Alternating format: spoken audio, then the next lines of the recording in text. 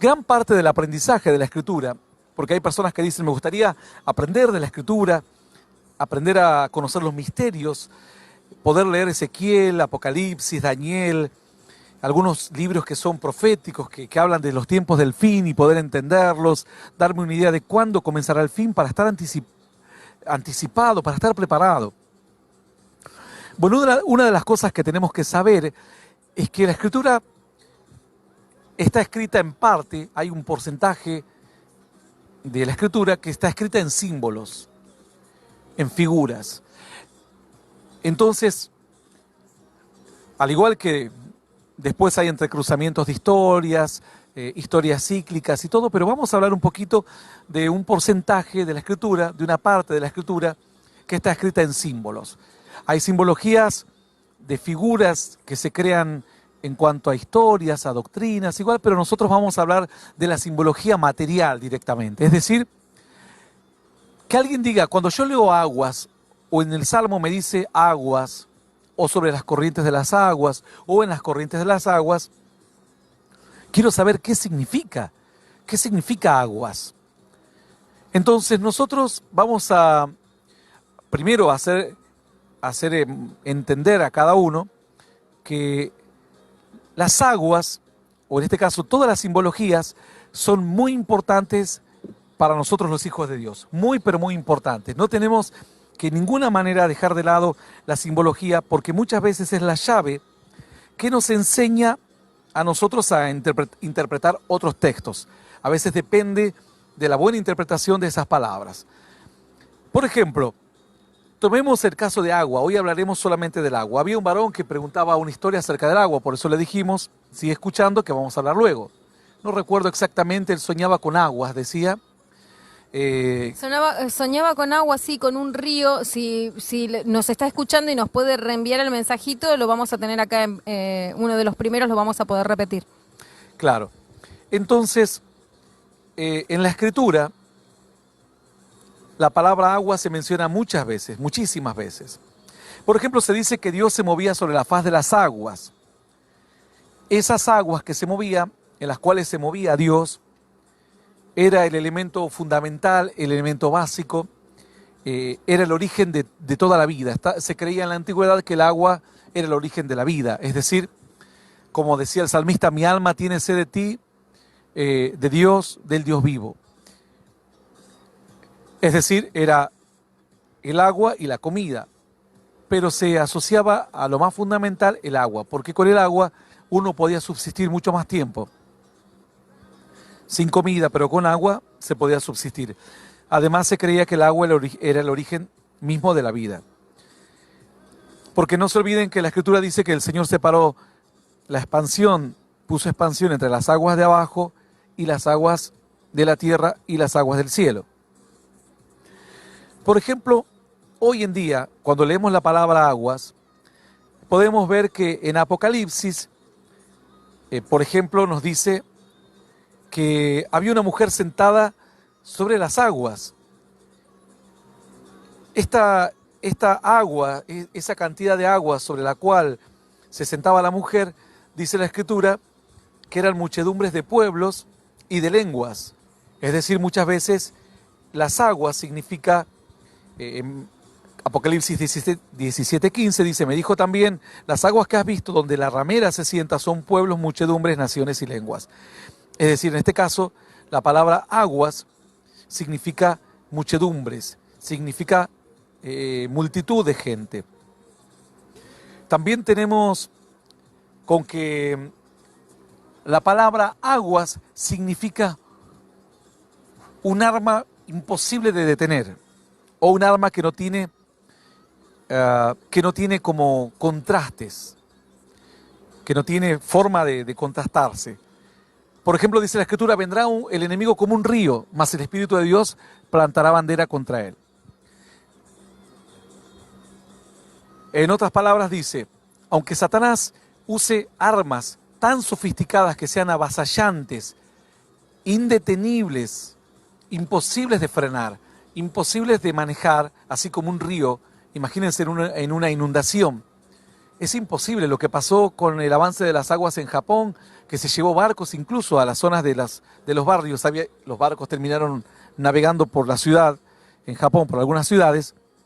Las aguas entonces también simbolizan esta arma incontrastable, que no tiene igual, que no tiene comparación. Cuando uno lee en la Escritura la palabra aguas, significa eso. La palabra agua significa espíritu y bendición. Dice la Escritura, el que cree en mí, como dice la Escritura, de su interior correrán ríos de agua vida, de agua de vida. Porque el agua estaba asociada constantemente a la vida. Siempre el agua estuvo asociado durante mucho tiempo a la vida. Dice, por ejemplo, en Apocalipsis 7:17, porque el Cordero que está en medio del trono los pastoreará y los guiará a fuentes de agua de vida. Entonces, así como decíamos, ellos creían que del agua, en el agua principalmente era el origen de la vida, Dios habló de aguas de vida eterna. Y cuando Jesús hablaba de su interior correrán ríos de agua de vida, hablaba de la bendición espiritual. Es decir, de saciar esa sed que no se sacia con los bienes materiales, de saciar esa sed que no se sacia con los placeres de esta vida, de satisfacer esa sed que no se encuentra ese inconformismo que a veces perdura en nosotros con los años. Él dijo, si alguien cree en mí, de su interior, ya no va a tener necesidad de ir a buscar agua para saciarse constantemente. Va a estar saciado desde adentro hacia afuera. Entonces, vemos cómo el agua puede tener diferentes significados a través de toda la Escritura. Por ejemplo, el agua puede representar obstáculos insalvables, como en el caso de Moisés cuando iba a atravesar las aguas del Mar Rojo. Son obstáculos más o menos similar a la simbología que cuando dice la Escritura, vendrá el enemigo como un río, mas el Espíritu de Dios plantará bandera contra él. Bueno, el Mar Rojo representaba el enemigo, que no era un río en este caso, sino mucho peor, que era un mar, pero Dios plantó bandera. Dice que Dios le dijo, extiende tu vara, sería como la bandera. La bandera significa la voz de autoridad, la voz de mando, la promesa que se reclama en medio de las tempestades, y se partieron las aguas. Entonces tuvo que ceder Satanás, por más que sus armas y sus herramientas y su plan era tan macabro, tan megapoderoso, que era imposible de quebrar. Las aguas también significan limpieza. Dice la Escritura que los sacerdotes se tenían que limpiar con aguas. Otro pasaje dice, esparciré agua sobre vosotros y seréis limpios. Es decir, no les dijo los bañaré, sino las aguas que yo doy limpian el alma y limpian el espíritu y limpian de pecados. Por eso después se toma el simbolismo de las aguas del bautismo, que simbolizan limpieza, simbolizan el sepultarse debajo de las aguas como la vieja persona, pero como estas aguas son aguas de Dios, no son aguas de Satanás, no son adversidades, no son peligros, no son obstáculos, sino son aguas de Dios. Dice la Escritura entonces que esas aguas te bendecirán. Luego dice otro profeta que tuvo una visión de un río que salía del templo de Dios y que salió como un chorrito de agua, y de repente él comenzó a seguir el curso de agua, se transformó en un arroyo, se transformó en un gran río, y luego era un río impetuoso, de tal manera que él quiso por curiosidad entrarse en esas aguas, porque se sentía atraído por la... Hay veces que cuando tenemos calor vemos las aguas tan cristalinas y decimos, tengo unas ganas de meterme al río. Bueno, en este caso él se sintió atraído, pero porque sabía que esas aguas eran aguas benditas, aguas curativas, aguas sanadoras, aguas transformadoras. Y dice que de repente Dios le dijo, métete, no tengas miedo, porque este río no es un río de incertidumbre, de peligro, de maldición. A medida que él fue caminando, dijo, caminé 1000 codos y tenían el agua en los tobillos. Otros 1000 codos era una medida de longitud, otros 1000 y tenía el agua en las rodillas. Y sin embargo, el ángel que me decía, me guiaba, me hacía como para que me meta más, que no era suficiente el agua en los tobillos o en la rodilla. Caminé más adentro y ahora tenía el agua en la cintura o los lomos, que en nuestro lenguaje hoy los lomos es el hombro, en el lenguaje antiguo los lomos era la cintura. Y luego me dijo que siga más, que me anime más, y cuando ya me animé, ya no hice pie, ya no pude tocar nunca más el suelo, sino que ahora me vi obligado a flotar y a nadar, y ahora la correntada comenzó a llevarme. Y me di cuenta que ese río era un río de bendición, era un río de Dios, porque a uno y a otros lados del río crecía toda clase de árboles frutales. Y me dijo Dios, todo el que nadare por estas aguas será completamente sanado. Es decir, todo aquel que se adentra a la bendición. La bendición de Dios es como un agua, como un río. Métete, no tengas miedo. Nada malo te va a hacer Dios. Podrás tener capaz que disgustos en el trabajo, con algún líder, cansarte, a veces renegar de que la monotonía está golpeando tu vida, o como siervo de Dios, decir tantos años sirviendo, quizás veo la ingratitud de la gente que no considera que yo soy un siervo, dedico tiempo completo para esta tarea, y a veces hasta titubean de decir vamos a colaborar para la obra, vamos a ayudar para el mantenimiento de esta gente entregada a la fe. Y bueno, pero si tú te entregas, no te vas a arrepentir jamás, jamás en tu vida te vas a arrepentir de lo que has hecho. Es decir, las aguas significan limpieza, las aguas significan purificación, las aguas significan vida, las aguas significan perdón. Las aguas también nos significan vida eterna, porque el Señor dijo que allí estará el río de vida, el agua de vida. Existen muchos significados acerca del agua. El agua, por ejemplo, significa Cristo, la bendición de Cristo. Dice la Escritura que Dios le manda a Moisés a golpear la peña de Oreb cuando él venía huyendo de Egipto con el pueblo y se encontraba en el desierto. El pueblo no tenía agua y Dios le dijo que vaya y golpee la peña y que él iba a hacer fluir agua de la roca. Esa agua era el agua de la promesa y de la salvación gratuita de Dios para un pueblo infiel, ingrato, pecador, injusto, pero a quien Dios le regalaría bendición a pesar de sus errores. Por eso Cristo es esa peña, esa agua que fluye de la roca, porque dijo que Dios le habló y le dijo, háblale a la roca, háblale. Y dice que Moisés golpeó la roca, Dios le dijo, háblale, porque la palabra de un siervo de Dios puede ablandar la roca. Y de esa misma roca, que antes era un hombre que hostigaba a su esposa, que hostigaba a sus parientes, que se hostigaba a sí mismo, que se aborrecía a sí mismo por no ser el hombre que soñó, la persona que soñó, con un corazón duro, descreído de la vida, desconfiado de todo. Dice, si tú le hablas como siervo, las aguas comenzarán a brotar. ¿No dijo acaso una mujer hace poco, mi marido no sabe nada de la iglesia, no quiere saber nada, pero empezó a escuchar las predicaciones? Eso quiere decir que la palabra le empezó a llegar y empezó a fluir ahora un poco de agua por esa roca. Detrás de esa roca que ves en tu marido, de ese padre que tú piensas que nunca va a aceptar a Cristo, detrás de ello hay agua, hay bendición que Dios prometió para él. Y si solo permites que la voz de Dios llegue a través de un siervo, alguien que le explique claramente el mensaje, te vas a dar cuenta que detrás de ese corazón duro hay un corazón tierno, un corazón sensible, un corazón que puede dar afecto, un corazón que puede servir a Dios. Entonces Moisés golpeó la roca y empezó a brotar agua y el pueblo se alimentó y bebió, y Dios por esa causa le dijo que no iba a entrar a la tierra prometida, porque Dios le dijo hazlo de una manera y él lo hizo de otra manera. Dios le dijo háblale a la roca, y hay algunos que hoy quieren ponerle vara a la roca, que quieren asustarlos con el fin del mundo. Probablemente sean estos comienzos difíciles, inicios de tiempos finales. No me cabe duda que estamos iniciando tiempos finales, inciertos, pero lo que sí estoy seguro es eso, de lo que no estoy seguro es que los tiempos se aceleren y que nosotros logremos ver el fin de los tiempos. Posiblemente no, posiblemente ni mis hijos lo vean, pero a la gente hay que hablarle. Esto tienen que ser pequeñas luces de alarma, porque van a ocurrir cataclismos, van a ocurrir guerras. Si llega a ocurrir una guerra nuclear, esto que estamos viviendo va a ser un juego de niños. Y no decimos una guerra entre Estados Unidos y Rusia, no. Muchos creen que la guerra más terrible se puede desatar en otros países, como por ejemplo entre Pakistán e India, que están constantemente amenazando. Los dos son potencias nucleares, y solo si ellos lanzan bombas nucleares van a provocar en todo el planeta un efecto invernadero. Es decir, no va a pasar el sol por causa del polvo, de las nubes, de los tóxicos que se van a elevar a la atmósfera.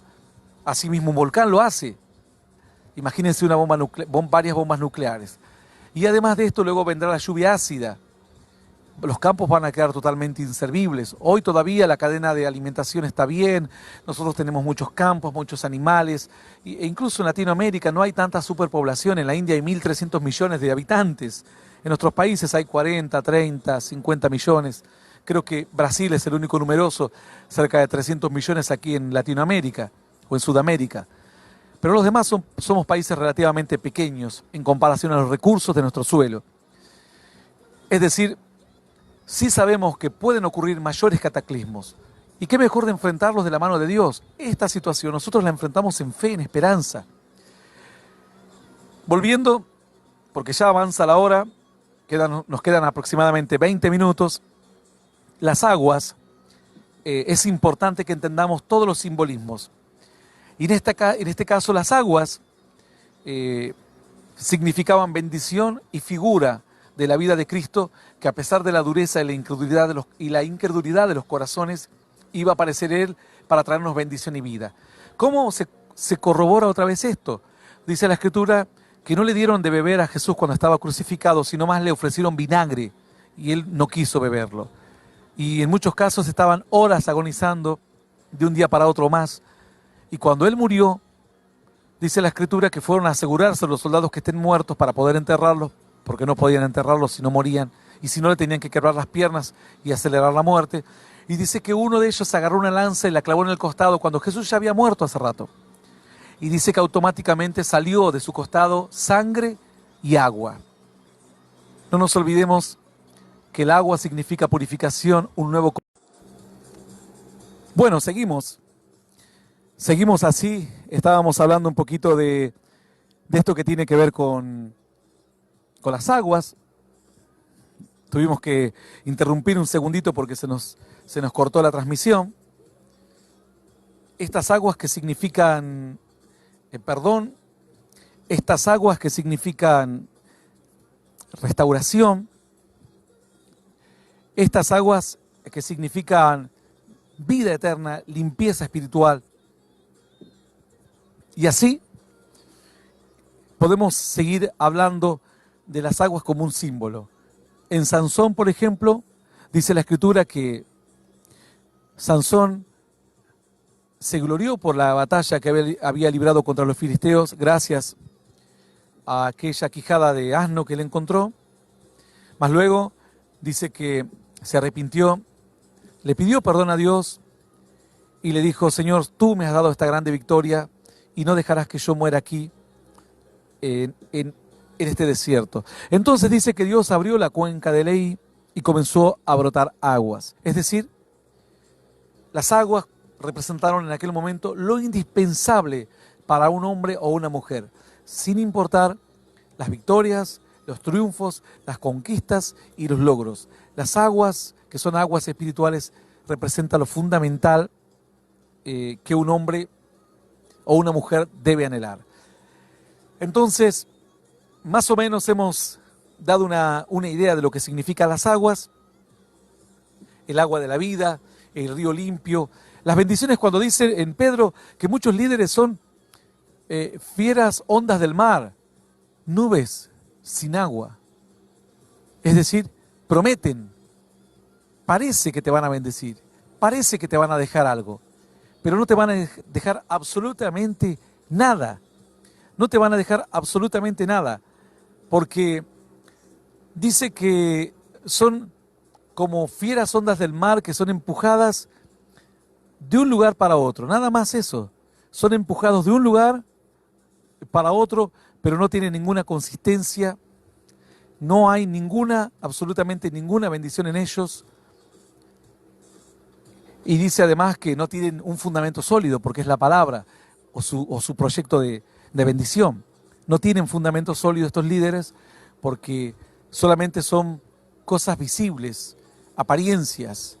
Puede parecer una tormenta tremenda. ¿Cuántas veces hemos escuchado tormentas que vienen y parecen que van a ser tormentas tremendas y al final la tormenta pasa de largo y los que esperan para sus cosechas, para favorecer sus cosechas, que caiga el agua nunca viene y la nube la empujan y se va a otro lado. Así son muchos líderes que no tienen bendición. El agua también en ese caso representa bendición, bendición del cielo, es decir, bendición de hombres, de Dios, que tienen que ser canal de bendición para las promesas de Dios y para el mover del Espíritu Santo. Pero como ellos no tienen nada, solamente pueden prometer, pero no hay nada, y luego no están firmes en sus proyectos de trabajo, en su sana doctrina, y viene la moda de la danza, vamos a danzar. Viene la moda del empujón cristiano, vamos a empujar. Viene la moda del cachetazo cristiano, vamos a cachetear. La moda de tirar el saco, vamos a tirar el saco. Viene la moda de la corneta, del shofar, agarremos el shofar. ¿Por qué? Son empujados por todo viento de un lugar a otro.